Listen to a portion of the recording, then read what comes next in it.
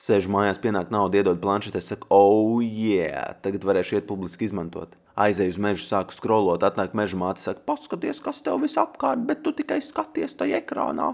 Es saku, tu arī gribi? Viņa saka, nu, protams. Tagad esmu rich bitch, iedod vienu arī viņai. Viņa paņem un abi sākam scrollot prom savu laiku.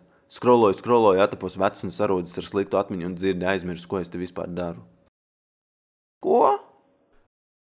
Neviens neko neteica, vecais.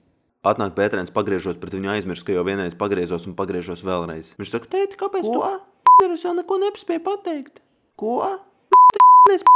Tu nedzini, ko es tev saku, tu rāk iebādīšu. Tajā brīdī aizmirsu vispār, ka dzīvoju šo dzīvi, atapos iepriekšējā dzīvē kā kaktus.